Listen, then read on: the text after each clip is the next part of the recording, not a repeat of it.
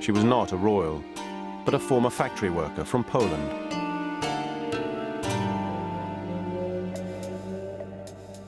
But determining whether the latest remains are those of the Romanov family or simply another case of mistaken identity will take time. The DNA is so degraded that it must be copied or amplified to recover and identify any surviving fragments of genetic information that remain. At his lab outside Washington, D.C., DNA expert Michael Coble and his team are using a process called PCR, or polymerase chain reaction. By exposing the faint traces of DNA that remain to a bacterial enzyme, a single piece of DNA can be multiplied, generating millions of copies. But even after amplification, there are no guarantees that any readable DNA will emerge to make identification possible. For now, the identity of the two individuals in the grave remains a mystery.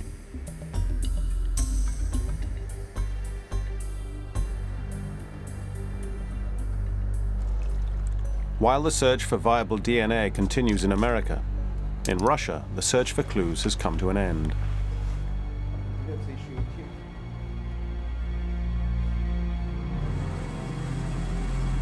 Forensic expert Anthony Falsetti is going back with more questions than answers about the most recent grave. In the 1991 excavation, nearly intact full skeletons were found. But in the grave uncovered in 2007, only fragments were unearthed. Why were there so few bones? Less than 10% of a full skeleton was found. But even these scant remains can reveal more than DNA.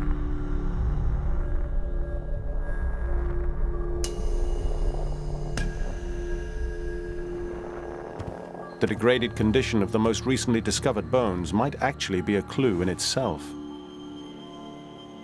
Anthony Falsetti is about to take another look at the information he's collected at his laboratory at the University of Florida. Drawing on his long experience of bringing stories of the dead back to life, he's looking for any patterns or links with other evidence.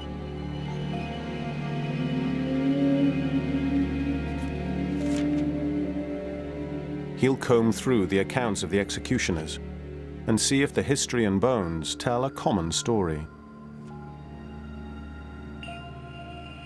He already knows that this will be a harrowing tale. The savagery did not end when the shooting stopped.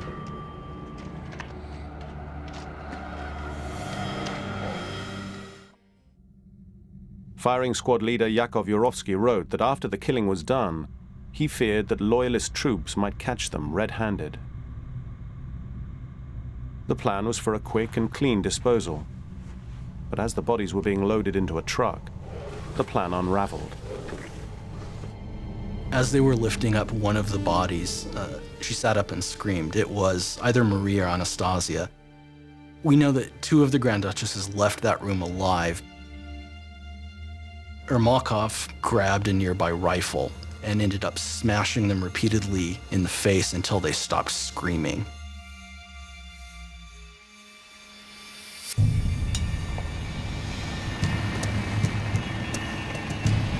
The bodies were then transported a dozen miles outside Yekaterinburg to the Koptyaki forest, to an area of abandoned mine works.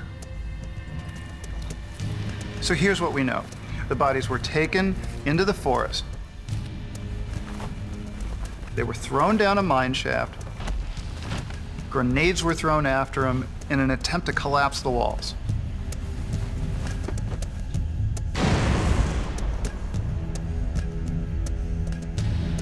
The bodies were only partially hidden. As dawn approached, Yurovsky returned to Yekaterinburg to report to his superiors. Misfortune struck again. Yurovsky's men got drunk and bragged to locals, telling them how they'd killed the royals and the location of the bodies. Their commander insisted on keeping the burial secret. The corpses had to be moved.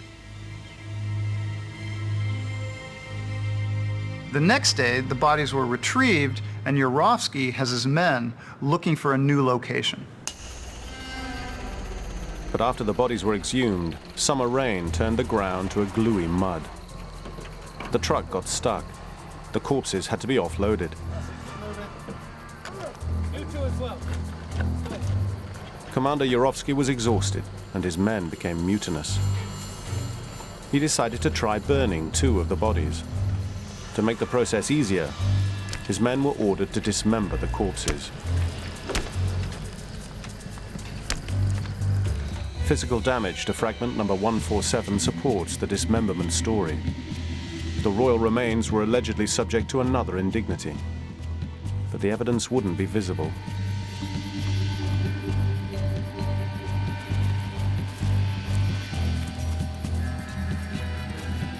Yurovsky claimed that his men poured acid over the corpses to disfigure them beyond recognition.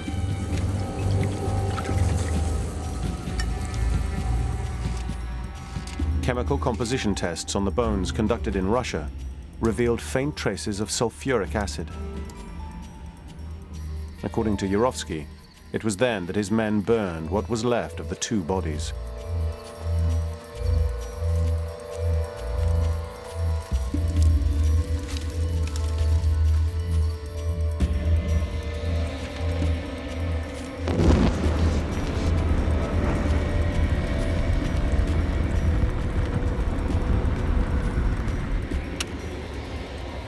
It's another element of the story that can be put to a forensic test. As an alternative to human flesh, pork is a good substitute. The composition and structure of the meat is similar to its human equivalent, and pigs are often used in forensic comparisons.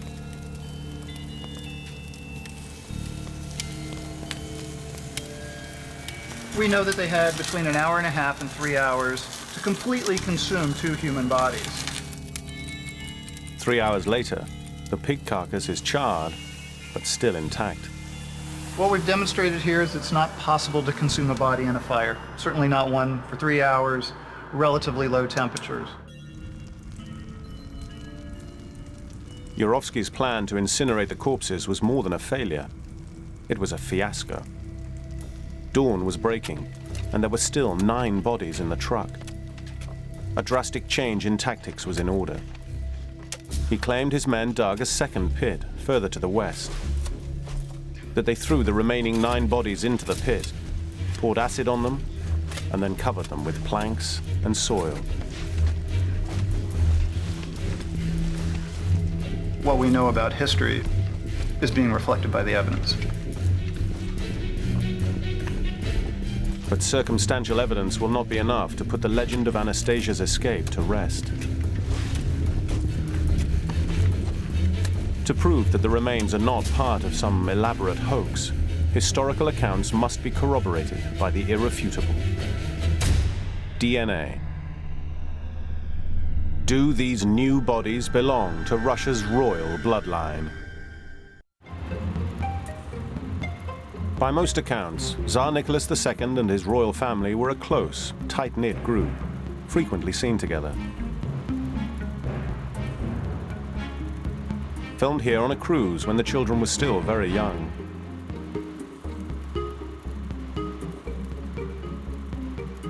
Then playing tennis while on holiday a few years later. And parading together in this 1913 celebration of 300 years of Romanov rule, starring the 9-year-old Crown Prince Alexei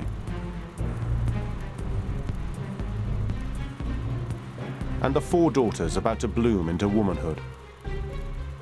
But were the Romanovs as inseparable in death as they were in life?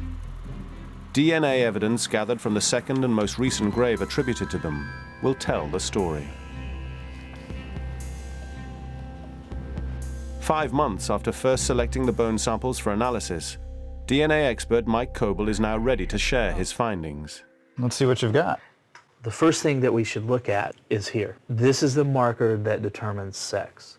And sample 146, there's an XY, which means this is a male sample. Right. And then 147 has 1 X peak, and this is what we see with females. So far, the DNA only demonstrates that there were 2 bodies in the grave, one male one female.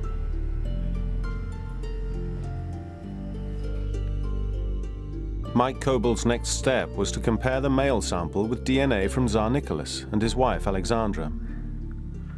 So what we have here on top, this is a profile from the Tsar, and then this on the bottom is a profile from the Tsarina. And here is the male sample from the second grave. We expect that this particular profile is going to be a combination of the Tsar and the Tsarina, if this is truly Alexei. This male got this 25 repeat peak from the Tsar, and this 23 peak was passed to him from the Tsarina. And here is the male sample. That makes 17 out of 17 possible matches. The evidence is overwhelming. Yeah, absolutely. That's their son. Exactly. And they had one son, and that's